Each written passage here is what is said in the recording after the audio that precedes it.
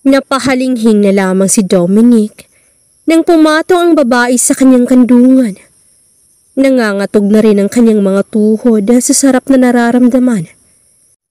Hindi alam ng binata kung nasa ang lugar siya dahil nagising na lamang siyang walang saplot at may humihimas sa kanyang pagkalalaki. Pilit inaninag ni Dominic ang mukha ng kasiping, ngunit nanatili itong nakayakap sa kanya. Taas baba ang katawan nito, sabay giling sa kanyang itaas. Napapaliyad na lamang si Dominic tuwing sinasagad ng mabuti ng babaeng pagiling nito sa kanyang katawan. Malapit na ako, babe. Pasigaw na wika ni Dominic at ilang saglit nga lang ay naramdaman niya na ang pagputok ng kanyang likido sa ilalim mismo ng babae. Nawala ng lakas si Dominic at niyakap na lamang ang babaeng amoy rosas at pinugbog ng halik ang balikat nito. I love you, babe. Thank you for making me happy. Bulong pa ni Dominic.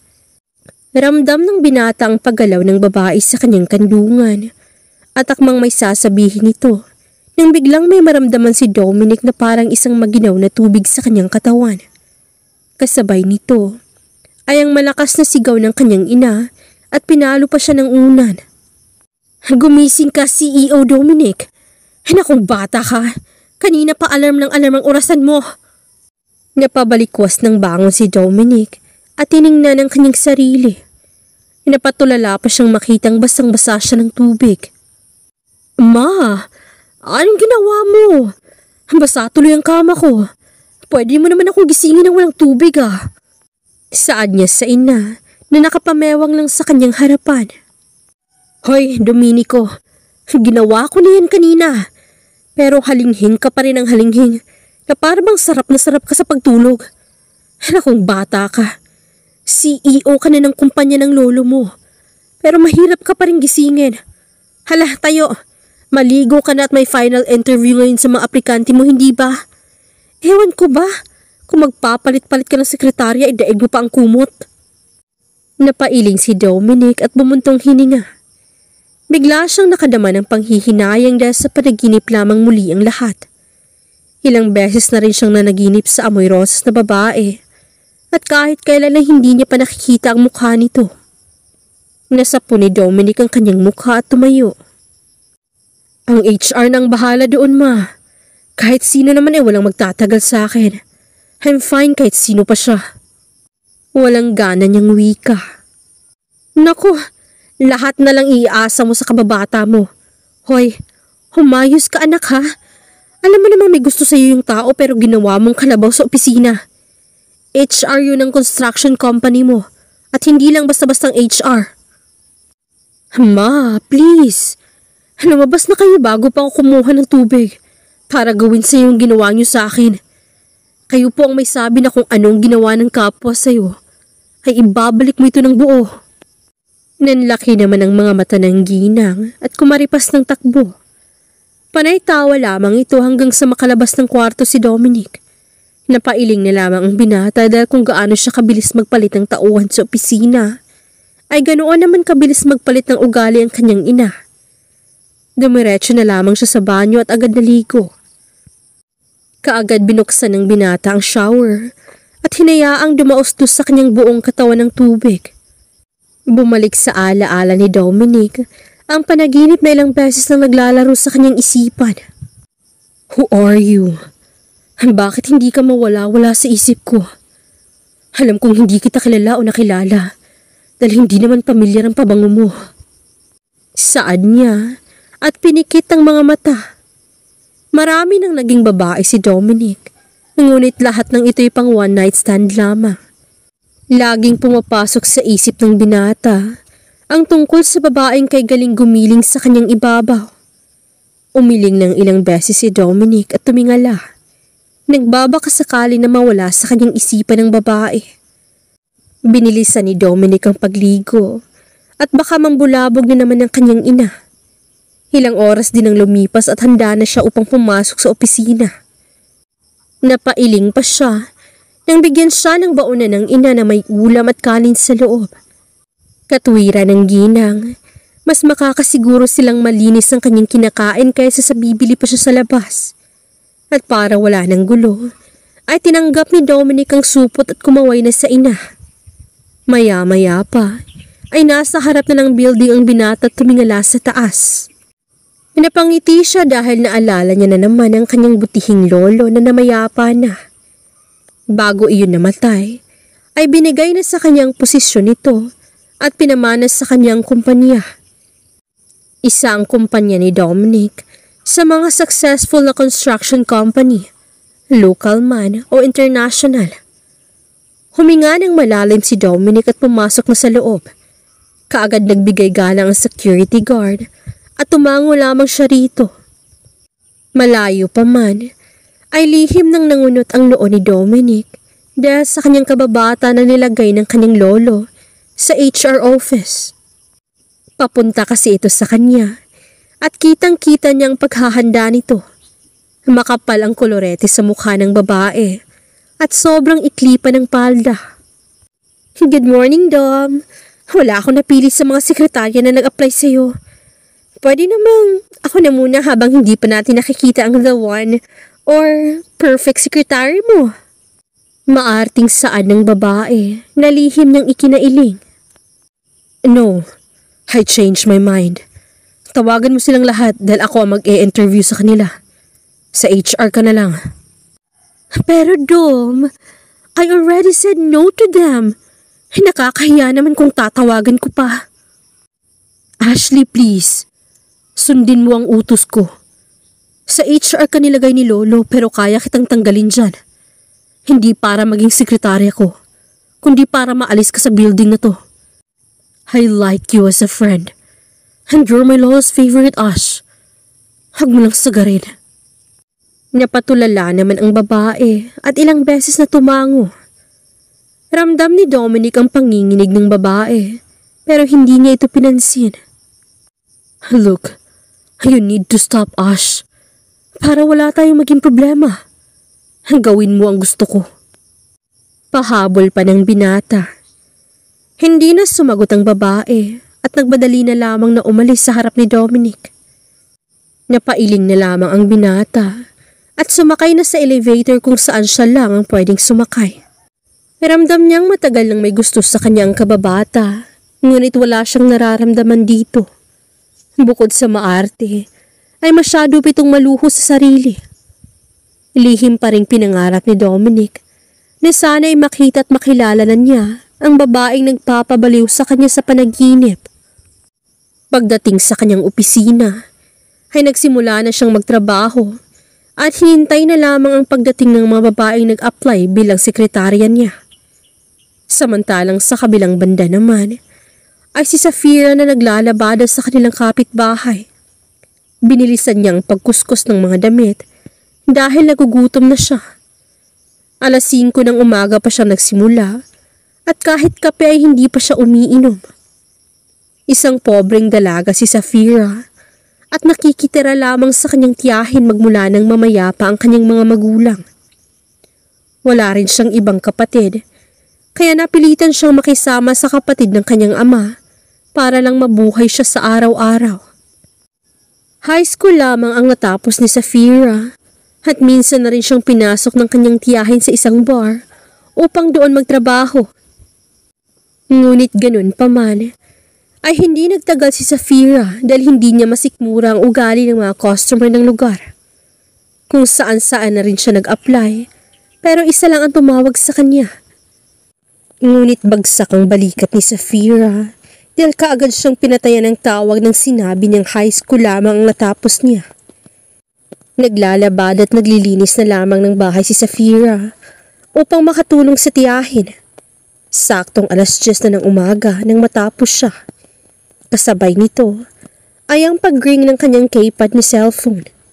Takang-taka siya dahil kaparehong numero ang nasa screen na nakita niya at ang tumawag sa kanya na agad siyang pinatayan nang malamang high school lamang ang natapos niya. Bakit kaya napatawag muli ang bruhang to? Binabaan na ako ng tawag nito Wika niya, ngunit sinagot pa rin ang tawag. Hello po?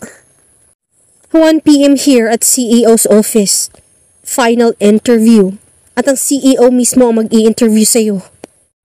May I remind you na you must wear something decent at huwag masyadong revealing. You're coming here for an interview. Hindi pa man natatapos ang sasabihin ng babae, ay binabanan niya ang tawag. Huminga ng malalim si Safira at tinawagan ng numero. Hindi naman nagtagal ay sumagot ito. Did you just hang up the phone? Galit na wika ng nasa kabilang linya. I'm sorry for being rude, ma'am. Pero kayo po kasi ang marami masasakit na sinabi. Yes po. I'll be there at 1 p.m. Alam ko naman ang kumpanya ninyo. So, magkita na lang po tayo dyan. Binaba muli ni Safira ang tawag at napailing. Oo, mababa lang ang pinag-aralan ko. Pero ayoko namang basta-bastang binabastos. Kahit may-ari ka pa. Huy, uupakan talaga kita. Inis na wika ng dalaga sa kanyang cellphone. Dumiretso na siya sa bahay kung saan siya maglilinis. Ngunit bago ang lahat, ay nagkape na muna siya at mamaya nakakain ng agahan. Mabilis lumipas ang oras at nasa harap na ng construction building si Safira kung saan siya nag-apply isang buwan nang nakalipas. Napalunok siya dahil bigla siyang nakaramdam ng kaba. Paano kaya kung college graduate talaga ang hanap nila? Pero kailangan ko ng trabaho. Hindi, kaya ko to. Kung ayaw kong tanggapin bilang sekretarya, di sa utility na lang ako. Baka naman tanggapin ako doon. Sa isip niya at pumasok na sa loob. Maya-maya pa ay nakita niya ang isang elevator na walang katao-tao. Samantalang yung katabing elevator naman ay maraming nakapilang empleyado. Idumiretso siya sa walang katao-taong elevator at kaagad pumasok sa loob. Hindi niya nakita ang pagsinghap ng mga kababaihan sa labas. Ha? Dalawang boto na ang narito? Up and down? Okay, sa up tayo. Dahil papunta naman talaga ako doon. Wika ni Safira sa kanyang sarili. Di nagtagal, ay umakyat na ang elevator at nang bumukas ang pinto, ay tumambad sa kanyang harapan ang isang mesa sa labas na kulay ginto, ngunit walang nakaupo roon. Kumatok na lamang si Safira, at nang marinig niya ang pahintulot sa loob ay binuksan niya ito. Napapikit pa ang dalaga dahil sa lamig ng aircon, ngunit mas nangibabaw ang mabangong perfume ng taong nasa loob. Nakita niyang isang lalaking nakayuko na para bang may binabasa. Lihim pa siyang napasinghap dahil buong akala niya'y matanda na ang CEO na kakausap sa kanya. Pero base sa katawan at buhok nito, ay hindi pa. Tumikhim si Safira at huminga ng malalim. Good afternoon, sir. Ako po si Safira. Final interview ko po ngayon. At ikaw raw po mag-i-interview sa akin? Yes. Sit down, please. Tatapusin ko muna to. Hindi pa ako nag-lunch dahil sa daming trabaho. But anyway, ikaw ang panghuli na haharapin ko today, so okay lang. Sagot ni Dominic na hindi man lang nagtaas ng ulo. Tumango pa rin si Safira kahit alam niyang hindi siya nakakita ng CEO. Pasimpleng nilibot ni Safira ang buong kwarto at napangiwi siya nang makitang sobrang plain ng lugar at tanging black and white lamang na pintura ang nasa loob. Isang wall frame ang umagaw ng pansin ni Safira at sa tingin pa lang ay alam niyang iyon ang mukha ng mag-e-interview sa kanya. Binalik ng dalaga ang tingin kay Dominic at saktong natapos naman na ito sa ginagawa. Hinilot pa nito ang ulo bago tumingin sa kanya. Sabay pa silang nagulat nang magtagpo ang kanilang mga mata. Tila ba may kuryente na dumadaloy sa kanilang mga mata papunta sa kanilang puso. Unang nag-iwas ng tingin si Safira at yumuko. Napaubo naman si Dominic at huminga ng malalim. I'm sorry, nagulat yata kita. I'm Dominic by the way, CEO ng kumpanyang to. Okay lang po sir, Safira po pala ang pangalan ko. At ngayon pa lang ho ay sasabihin ko na sa yung high school lamang ang natapos ko. Pero fast learner po ako Sir Dominic. Hindi naman po siguro batayan sa inyong natapos ko dahil nasa gawa po yun. Diretsang wika ng dalaga. Napakura pa si Dominic. Ngunit agad ring napangiti. Napaka-straightforward mo naman. Fine din. Wala pa naman akong napipili sa mga na-interview ko. Ipakita mo sa akin ang best mo. Nanlaki ang mata ni Safira at hindi makapaniwala sa narinig. Kumurap-kurap pa siya at agad tumayo. Po? Tanggap na po ako, sir? Yes, Miss Safira. You're hired. Tuwang-tuwa ang dalaga sa naging sagot ni Dominic at dahil sa tuwa ay hindi niya napigilan ang sariling tumayo at suguri ng yakap ang lalaki. Thank you, Sir Dominic, dahil hindi po kayo judgmental na tao. Unang trabaho ko po ito sa opisina. At kung magkataon, magiging huli na rin. Salamat po, sir. Naiiyak niyang wika. Samantalang si Dominic naman ay nagulat pa sa ginawa ng dalaga. Napangiti na lamang siya nang biglang maamoy ang leeg nito. Biglang natuod si Dominic na sobrang pamilyar sa kanyang pabangong iyon. Biglang nagising ang buong pagkatao ng binata at nagising na rin ang kanyang pagkalalaki. That smell. Kasing bango niyang babaeng nasa panaginip ko. I can't explain. Pero naaamoy ko siya sa babaeng to. Sigaw ng kanyang isipan. Tila nagising naman si Safira at mabilis na lumayo. Sorry po, Sir Dominic. Nadala lang po ako sa tuwa. Pulang-pula ang mukha ni Safira nang makitang hindi gumagalaw ang binata at nakatitig lamang sa kanya. Naku po, mukhang first day pa lang ay tanggal na ako. Sa isip ni Safira at napakagat pa sa kanyang labi. Napakurap naman si Dominic at napailing. It's fine. Just don't do that again. Baka may makakita sa atin at kung ano pang isipin. Sige na, you can start tomorrow. Ikaw nang bahala sa susuotin mo, total, sekretarya naman kita. And here's the manual. Basahin mo yan dahil yan ang do's and don'ts ng kumpanya. Salamat po, sir. Salamat po talaga ulit. Sagot ni Safira at makailang beses ring yumuko kay Dominic. Nang makalabas ang dalaga ay napatalo nito sa tuwa, ngunit napailing naman si Dominic. Ay, ano bang iniisip ko? Pati man naman dito sa trabaho ay may iisip ko siya. Sino ka bang talaga? Bakit hanggang sa panaginip lamang kita nakikita? Sa isip ni Dominic at pinikit ang mga mata. 6:00 na ng gabi nang maisipan ni Dominic na magbar. Nais niyang magpalamig dahil kanina pa nagiinit ang kanyang katawan dahil kay Safira. Naramdaman pa rin ng binata ang yakap ng babae, pati na ang pabango nito na para bang nanunuot sa kanyang ilong. Lumipas ang buong gabi na nasa mamahaling bar lamang si Dominic at kinaumagahan ay umuwi na rin upang maghanda sa trabaho. 7:00 pa lang ay nasa harap na ng building si Dominic at tulad ng dati ay tumingala siya at ngumiti. Papasok na sana si Dominic nang mapatigil dahil narinig niya ang pamilyar na boses ng babaeng nakausap niya kahapon, si Safira. Nagtaka si Dominic at napatingin sa kanyang relo. 7:00 pa lang 9 AM pa ang duty niya. Ang aga niya namang pumasok. Bulong ni Dominic at nakita niya si Safira na nakikipag-usap sa kanyang mata ng gwardya. Nagpatuloy sa paglalakad si Dominic at tila nagulat pa ang dalaga nang makita siya. Tila nagulat rin ang gwardya at mabilis na yumuko. Good morning po, Sir Dominic. Napaaga ho kayo, sir. Saad ng matandang gwardya. Good morning din, Manong.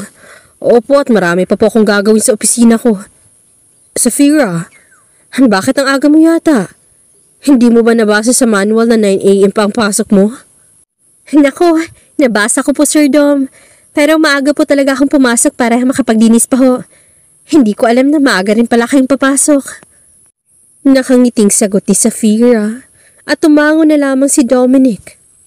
Okay, tara na sa taas. Tama rin yung ginagawa mo. Pero hindi mo kailangan pumasok ng maaga dahil may utility namang naka-assign sa opisina. Sige po, sir. Bukas po ay 8:00 na po ako papasok. Masayang wika ni Safira at sumaludo pa na parang pulis. Napangiti si Dominic at kaagad nag-iwas ng tingin nang maamoy muli ang pabango ni Safira. Habang papalapit sila sa elevator, ay nagtaka si Dominic dahil sumama pa rin sa kanya ang dalaga. Safira? Bakit narito ka pa sa tabi ko? Nandoon ang elevator ng mga empleyado ko. Kaagad na patigil si Safira at palipat-lipat ng tingin sa dalawang elevator hanggang sa naintindihan niya na kung ano ang ibig sabihin ng amo. Napasinghap si Safira at pulang-pula ang mukha na humarap kay Dominic. Hala, sorry po Sir Dom. Kahapon kasi dito ako dumaan. Kaya pala tinititigan ako kahapon ng mga empleyado.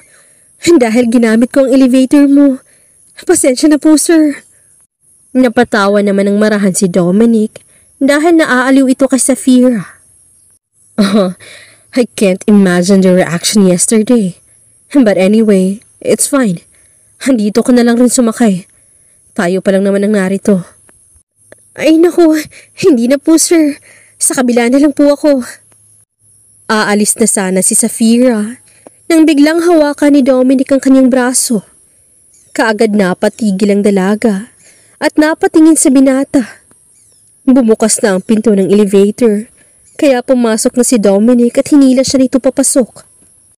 Bigla na lamang nakaramdam ng kakaibang init ng katawan si Safira nang hindi pa rin binitawan ni Dominic ang kanyang braso. Sir Dom, ang braso ko ho. Napabitaw naman si Dominic at kaagad nang umiti. Oh, I'm sorry. Aalis ka na kasi kanina kaya hinawakan kita.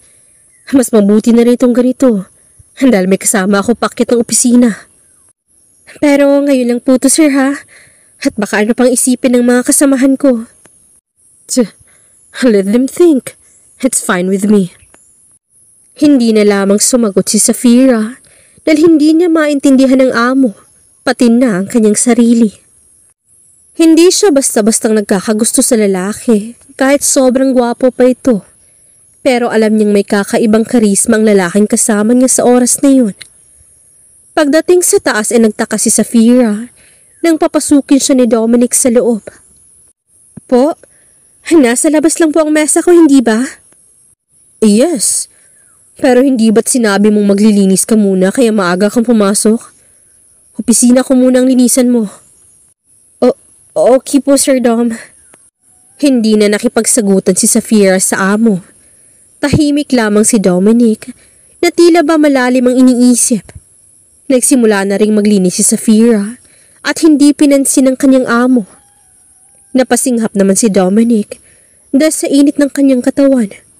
Nakaupo siya sa kanyang upuan at lihim na tinitigan ng kanyang naglilinis na sekretarya.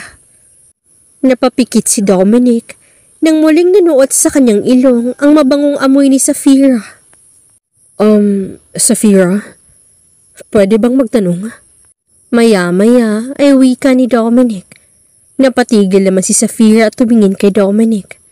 Tila nahihirapan naman si Dominic at nagdadalawang isip kung itutuloy pa ba ang pagtatanong. Sir Dom, ano hong itatanong ninyo? Never mind. Sige, ipagpatuloy mo na lang ang paglilinis mo. Nagkibit balikat na lamang si Safira at tumalikod muli. Ngunit bago pa man makapaglinis muli ang dalaga, ay tumayo na si Dominic at lumapit sa kanya. Gulat na gulat si Safira dahil bigla na lamang siyang hinawakan ni Dominic sa bewang at patalikod na niyakap. Inamoy-amoy ni Dominic ang liig niya na nagbigay ng kakaibang sensasyon sa buong pagkatao ng dalaga. Sir Dom, anong ginagawa ninyo? Utal na tanong ni Safira. Just let me hug and smell you. Sobrang pamilyar sa akin ang pabango mo, Safira. Kilalang kilala ko ang amoy na ito. Pikit matang sagot ni Dominic. Imbis na makadama ng takot ang dalaga, ay tila nagustuhan pa niya ang ginawa ng amo. Napapikit si Safira at pilit pinakalma ang kanyang sarili dahil sobrang init ang nararamdaman niya. Sir, hindi po ako naglalagay ng pabango sa katawan ko. Natural na amoy ko po ito. Talaga? Natural na amoy mo itong amoy na parang rosas? Opo, sir. Huminga ng malalim si Dominic at dahan-dahang pinaharap ang dalaga. Titig na titig ang binata sa mga mata ni Safira at unti-unting bumaba ang kanyang paningin sa labi nito. Pati ba ang mapupula mong labi ay normal lang sa'yo? Bulong ni Dominic. Naglalagay lang po ako ng Vaseline sa labi ko, sir. Oh, I'm sorry to do this, pero may kailangan lang akong siguraduhin. Saad ni Dominic, at walang ano-ano'y agad na sinakop ang labi ni Safira. Napasinghap si Safira at nanlaki ang mga mata. Pilit niyang pinigilan ng amo, ngunit masyado itong malakas. Nang maubusan na sila ng hininga, ay binitawan ni Dominic ang labi ni Safira, kaya mabilis na lumayo sa kanya ang dalaga. Anong ginagawa ninyo, Sir Dom? Baka may makakita sa atin. Unang araw ko pa lang pero ginagawa niyo na ito sa akin. Look, I'm sorry, Safira. I'm really sorry. Hindi ko may paliwanag pero parang kilala ko ng puso at isip ko. Ang amoy mo, ang labi mo, ang halik mo. I didn't kiss you, sir. Ikaw ang humalik sa akin. Mabilis na kinuha ni Safira ang kanyang maliit na bag at akmang lalabas na ng opisina ng harangan siya ni Dominic. Asan ka pupunta? I said I'm sorry, Safira. Hindi ko lang talaga napigilan ang sarili ko. Konting respeto naman ho, sir. Bagong empleyado niyo ho ako rito. Pero binabastos niyo ako. Namumula na sa galit si Safira. Ngunit nabigla siyang muli dahil niyakap siya ni Dominic. At sa pagkakataong iyon ay hindi na siya nakatalikod. Hindi ko alam kung anong nangyayari sa akin, Safira. Pero ayokong umalis ka. Tila matagal ka nang hinahanap ng sarili ko. Kilala kita kahit alam kong hindi pa tayo nagkikita. Please stay. Pangako hindi na yun mauulit pa. Kaagad namang kumalma si Safira at dahan-dahang tumango. Palalampasin ko po ito, Sir Dominic, dahil kailangan ko ng trabaho. Sa labas na lamang ho ako at mukhang malinis naman ang opisina mo. Hindi na umimik ang binata kaya lumabas na si Safira. Nasapo na lamang ni Dominic ang sariling mukha nang tuluyan ng maisirado ni Safira ang pinto. Ay, anong ginawa mo, Dominic? Bakit mo nagawa yun? Tinakot mo pa yung tao. Inis ng wika at kaagad pinakalma ang sarili. Buong araw na hindi lumabas ng opisina si Dominic at hindi rin pumasok si Safira sa loob. Nagtataka pa ang dalaga dahil wala lang inuutos ang amo sa kanya. Hanggang sa pauwi na si Safira, ay saka naman lumabas sa opisina si Dominic. Sabay pa silang napatigil at hindi alam kung ano ang sasabihin sa isa't isa. Uuwi na ho ako, Sir Dom. Hinanda ko na po ang schedule mo para bukas. Nauutal na wika ng dalaga. Tumango si Dominic at nauna nang naglakad papasok sa kanyang elevator. Napailing na lamang si Safira at pumasok na sa kabilang elevator.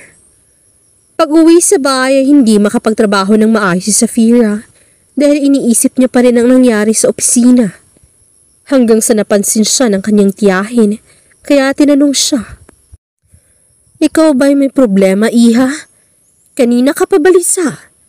Hindi ba magandang simula ng trabaho mo? Hindi naman po, tita. May iniisip lang po ako. Ano yun? Baka makatulong ako. Ganito po kasi yung tita.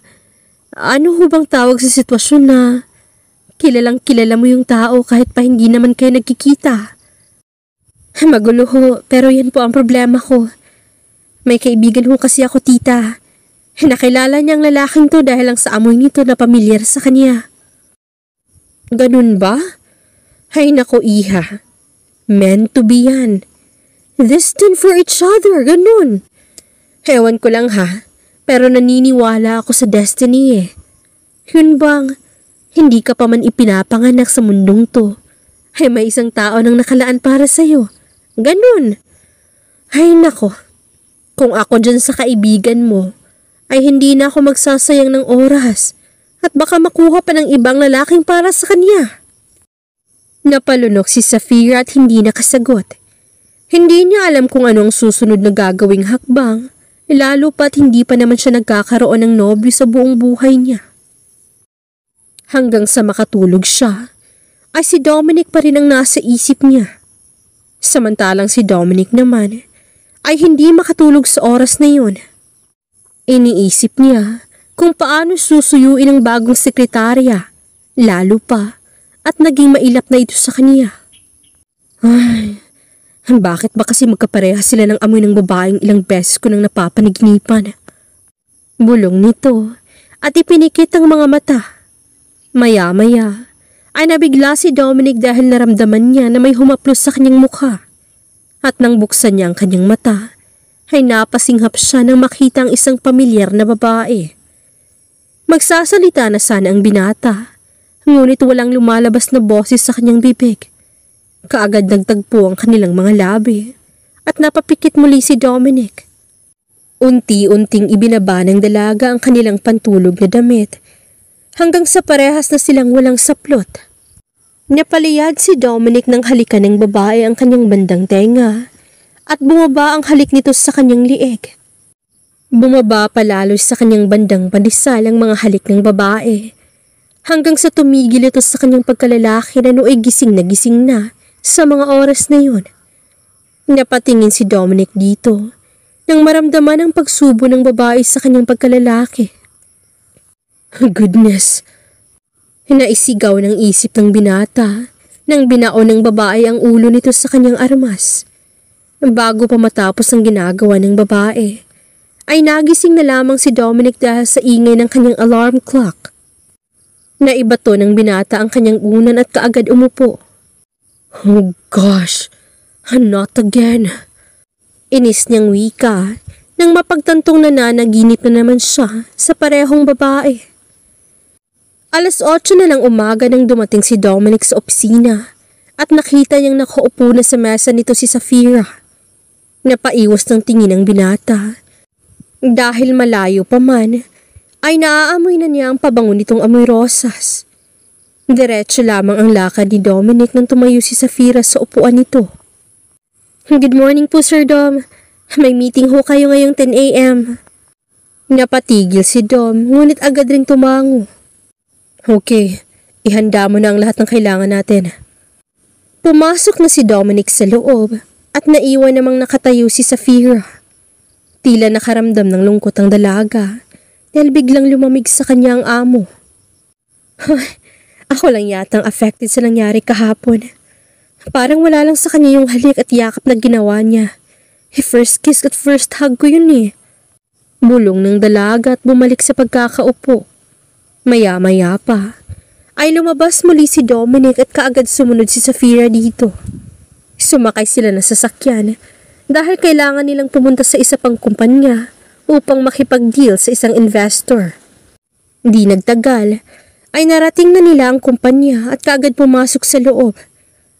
Namangha si Safira nang makita ang amo kung paano ito makipag-usap sa mga mayayamang negosyante. At ilang oras lang ang makikipag-meeting ay napapayag kaagad nila ang investor. Hindi mawala ang ngiti ng binata at inaya pa nito si Safira na kumain sa labas na siyang ikinagulat pa ng dalaga. Sir, on duty pa ho ako. Baka anong isipin ng kasamahan ko kapag makita tayong kumakain sa labas. Katwira ni Safira. Hahanap ako ng lugar na walang makakakilala sa atin. Come on, Safira. We should celebrate this one. Masaya pa ring wika ni Dominic. Ayaw namang magmukhang cagey na Safira kaya pumayag siya. Sige po, pero wag sa mataong lugar. Tumango si Dominic at ilang saglit pa'y napasinghap muli si Safira dahil dinala lang naman siya ng amo sa isang hotel. Sir Dom, hotel ho ito ah. Bakit tayo nandito? Ang sabi mo, ay wag sa maraming tao. Walang katao-tao ngayon kaya dito tayo kakain sa restaurant nila. And the food here is fine. Naunang pumasok si Dominic sa loob ng hotel restaurant at sumunod naman dito si Safira. Nakahinga ng maluwag ang dalaga dahil walang katao-tao ang lugar. Kaagad nag-order ng pagkain si Dominic na siya namang ikinatuwa ng dalaga.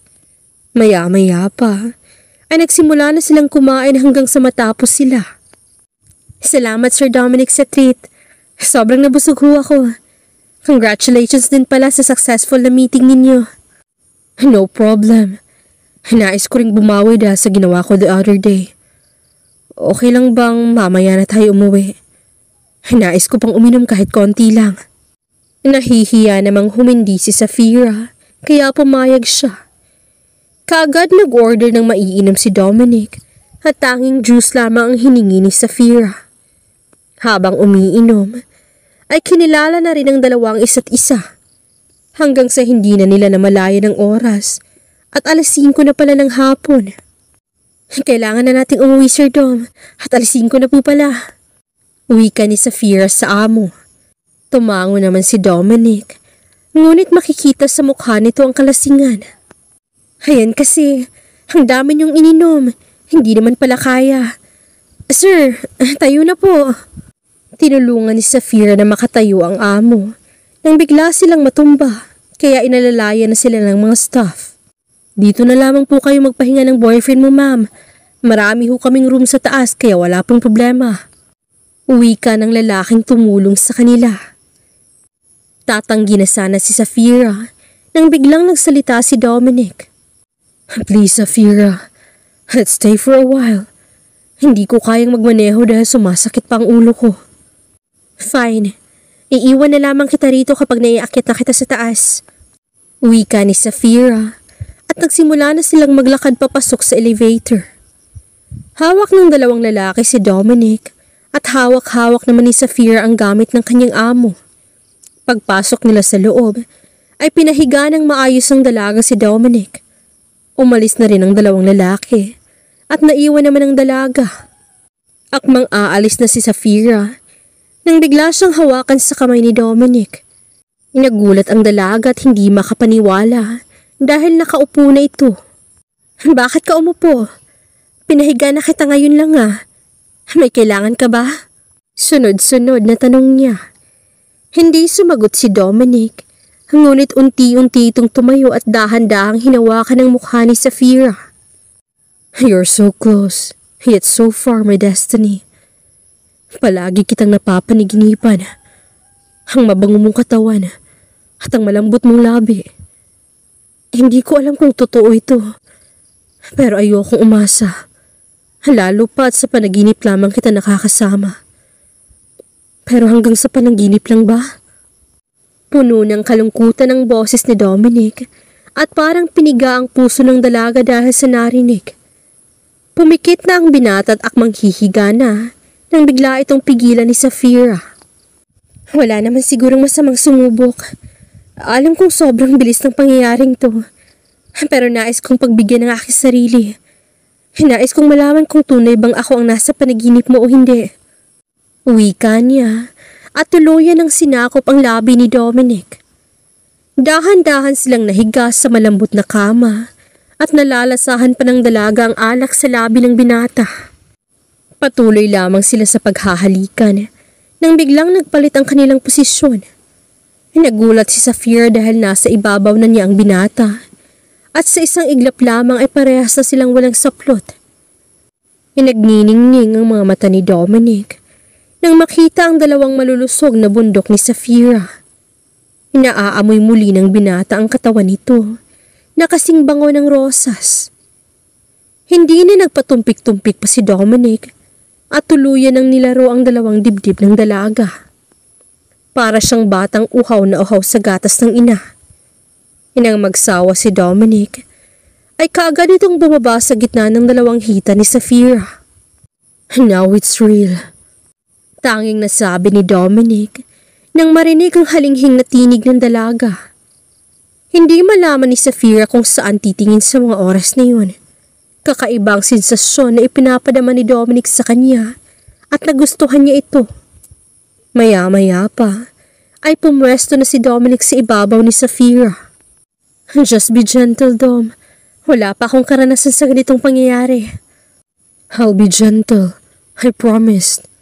Bulong ni Dominic at hinalikan muna si Safira bago pinasok sa kuweba ang kanyang galit na alaga. Napaliyad si Safira dahil sa sakit na may kasamang sarap na nararamdaman. Saksi ang 4 na sulok ng kwarto sa kanilang ginawa.